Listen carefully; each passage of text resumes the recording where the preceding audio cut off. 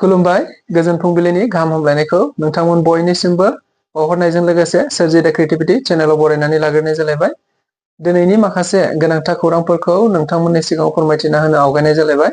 नोंथांमोनहा नायनानै जुदि मोजां मोनोब्ला लाइक खालामगोन, शेयार खालामगोन होनना आसा खालामबाय। लोगोसे चेनेलाव गोदान फैदोंब्ला आरो सानफ्रामबोनि बेबायदि गोनांथार खौरांफोरखौ मोननो लुबैदोंब्ला जाहाथे चेनेलखौबो साबस्क्राइब खालामनानै लायो बेखौनो गुरै खावलायबाय। बिदिब्ला जोङो दिनैनि माखासे खौरांफोरखौ खोनासंलांदिनि। 2025 मायथाइयाव जानो गोनां बिटिसि बिसायख'थिया गेजेराव आरो माखासे दानल' दंसै। आसामनि गिबि मन्थ्रि डक्टर हिमन्त बिश्व शर्मा बिथाङा फोरमायनाय बायदिब्ला थारैनो सेप्तेम्बर दाननि सिगाङावनो बिटिसि बिसायख'थिया खुंजागोन आरो गासैबो हाबाफारिफोरा जागोन।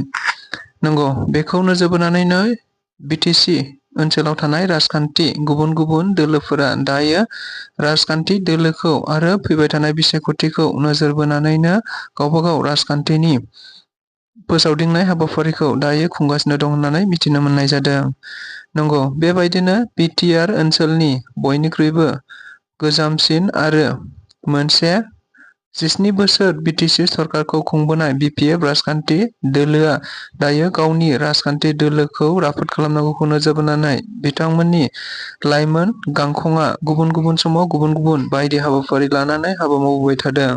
थिग बेबायदिनो मैयाबो आरोबाव उदालगुरि जिल्लानि सिङावनो थानाय पाजनय सेरफां आरो गुबुन मोनसे रौता ब्लकनि सिङाव गासै लाइमोनफोरखौ लानानै गोबांथार सावरायलायनाय आरो फैबाय थानाय बिसायख'थि आरो आथिखालाव प्रमद बर' बिथांखौ गोनांथि जाबाय होननानै बिथांमोनहा बे हाबाफारिखौ लाबाय थानायखौ नुनो मोनदों।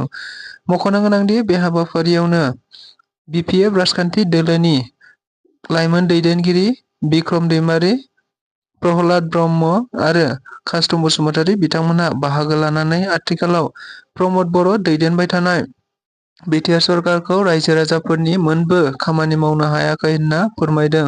लोगोसे प्रमद बर'आ सासे थगायसुला आरो प्रमद बर'आ गावनि खोथा होनाय बायदि मोनबो खामानिखौनो मावफुंनो हायाखै होननानै बिथांमोनहा अजद दैखांनानै रायजो राजा आरो लाइमोनफोरनि गेजेराव फोसावदिंनायखौ नुनो मोननाय जादों। आसामनि सावस्रि बिफाननि मोनसे गोख्रों आरो गोदान मोनसे आयेन होनायखौ नुनो मोननाय जादों, जेराव बे आयेनखौ सावस्रि बिफाननि मन्थ्रि अशक सिंहाल बिथाङा मैया गावनो फोरमायनानै होनायखौ नुनो मोननाय जादों आरो बे थांखिखौ दायो रायजो सरकाराव फैगौ 15 फेब्रुआरिनिफ्राय फोसावनाय आरो बयबो मानिनांगोन होननानै बुंथिनाय जादों। मिथिनो मोननाय बायदिब्ला बियो गोबाव समनिफ्राय आसामनि मोनसे देहा फाहामसालिफोरनि गिदिर जेंना आरो जायफोरा बेमारि बिथांमोननि थाखाय गिदिर जेंना जानानै फैदों, जेराव मोनफ्रोमबो सरकारि हस्पिटालफोराव फार्मासि दंखायो, नाथाय फार्मासियाव गैयै गोबांथार मुलिफोरखौ जोङो बाहेरानिफ्राय बायनानै लायनो गोनां जायो। नंगौ, बेखौ नोजोर बोनानैनो गोबां बेमारिफोरनि अजद होनाय बायदियैनो दानि आथिखालनि आसामनि सावस्रि बिफाननि मन्थ्रि अशक सिंहाल बिथाङा मोनसे गोदान थांखि लानायखौ नुनो मोननाय जादों, जेराव गोदान थांखि बायदियै आसामनि गुबुन गुबुन देहा फाहामसालिनि डक्टरफोरा गावसिनि फार्मासियाव गैयै मुलिफोरखौ प्रेसक्रिप्शनाव लिरनो मोननाय नङा आरो मोनफ्रोमबो प्रेसक्रिप्शनाव मोनफा मोनफा हेल्पलाइन नाम्बारबो थानो नांगौ। बे गासै खामानिया गुबैयै फैगौ 15 फेब्रुआरिनिफ्राय खामानियाव फैगोन आरो 15 फेब्रुआरिनिफ्राय बे थांखिखौ बयबो डक्टर आरो बयबो देहा फाहामसालिफोरा मानिनानै सोलिनांगोन होननानै खौरां बिजोंनि गेजेरजों मिथिनो मोनदों आरो बियो आसामनि मोनसे गोदान आयेन होननानैबो खौरां बिजोंनि गेजेरजों गोबाङानो फोरमायनायखौ नुनो मोनदों। क'क्राझारनिफ्राय कारिगावसिम थांग्रा लामायाव गासै मोन 15निबो बांसिन स्पिड ब्रेकार दङ आरो बेखौ लानानै गोबांथारा अजद दैखांबाय थानायखौ जों बयबो खौरां बिजोंनि गेजेरजों मिथिनो मोनदोंमोन।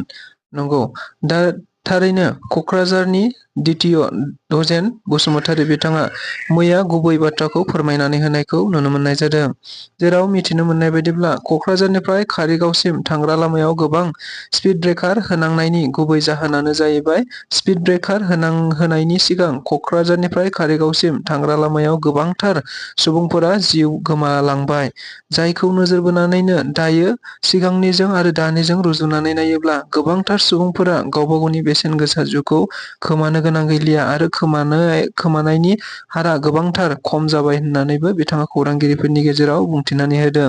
बेनिखायनो कक्राझारनिफ्राय कारिगावसिम थांग्रा लामायाव स्पिड ब्रेकार होनायखौ गोबाङा अजद होयोब्लाबो नाथाय बियो साफ्रोम सुबुंफोरखौ रैखाथि होनायाव हेफाजाब होगोन होननानै बिथाङा खौरांगिरिफोरनि सिगाङाव रोखायै बुंथिदों। बिटिआर सरकार एबा इउपिपिएल राजखान्थि दैदेननाय बिटिआर सरकारा दायो गेलेग्रा गेलेगिरि बिथांमोनखौ थांखिनानै गुबुन गुबुन समाव गुबुन गुबुन गेलेनायनि माखासे आगजुफोरखौ राननानै होबोबाय थानायखौ नुनो मोननाय जादों। थिग बेबायदिनो मैयाबो 4 नं जमदुवार ब्लकनि सिङाव थानाय एमएलए जिरन बसुमतारी बिथाङा गासै 40निबो बांसिन रेजिस्टार क्लाबफोरनो स्पर्ट्सनि अदेबानि गेलेनाय गेलेमुनि आगजुफोरखौ राननानै होनायखौ नुनो मोननाय जादों। जों बयबो खौरां बिजोंनि गेजेरजों मिथिनो मोनदों दि आथिखालनि बिटिआर सरकारनि मानगोनां गाहाय मावफुं सोद्रोमा प्रमद बर' बिथाङा गेलेगिरि लाइमोनफोरखौ नोजोर बोनानै गुबुन गुबुन समाव गुबुन गुबुन गोबांथार थुलुंगा होनांगौ आरो गेलेनायखौ सिगाङाव आवगायलांनांगौखौ नोजोर बोनानैनो बेबायदि हाबाफारिखौ सम सम लाबोबाय थादों आरो गेलेगिरि बिथांमोनखौ थुलुंगा होनाय नामैनो गुबुन गुबुन आगजुफोर आरो गेलेनायनि मेटेरियेल्सफोर राननानै होबोबाय थादों। थिग बेबायदिनो मैयाबो बे हाबाफारिखौ नोजोर बोनानैनो जमदुवार ब्लकनि सिङाव गासै 40निबो बांसिन रेजिस्टार क्लाबफोरनो गोबां गेलेनायनि मुवा बेसादफोर राननानै होदों होननानै एमएलए जिरन बसुमतारी बिथाङा खौरांगिरिफोरनि गेजेरजों बुंथिनानै होदों। बान्थौनि सानथौखौ लानानैनो बर' हारिया थागिबि समनिफ्रायनो समाज आरो हारि जौगानायनि हाबाखौ मावबोगासिनो दङ। नंगौ, बे बाथ्राखौ बुंथिनानै होदों दुलाराय बर' फरायसा आफादनि मानगोनां आफादगिरि दिपेन बर' बिथाङा। मिथिनो मोननाय बायदिब्ला देग्लाय 17थि बोसोरारि जथुम्मा दुलाराय गुदि बाथौ गौथुम आफादनि जथुम्माखौ गुबैयै उदालगुरियाव खुंफुंनायखौ नुनो मोनदों आरो बे हाबाफारियाव मैया 31 जानुवारि खालि मोनसे हाबाफारियाव बाहागो लाहैनानै बाथौजों सोमोन्दो लाखिनानै दुलाराय बर' फरायसा आफादनि मानगोनां आफादगिरि बिथाङा गोबांथार गुवारै बेसेन गोसा बिबुंथि होनायनि गेजेरावनो थारैनो बाथौनि सानथौजों बर' हारिया गोदो गोदायनिफ्रायनो थागिबि समनिफ्रायनो बर' समाज आरो हारि जौगानायनि हाबाफोरखौ मावबोगासिनो दं होननानै बुंथिनानै होदों। मख'नो गोनांदि बे हाबाफारियाव गोबांथार बाथौनि दैदेनगिरि आरो फुजिगिरि बिथांमोनहाबो बाहागो लाफादोंमोन होनना खौरां बिजोंनि गेजेरजों मिथिनो मोनबावदों।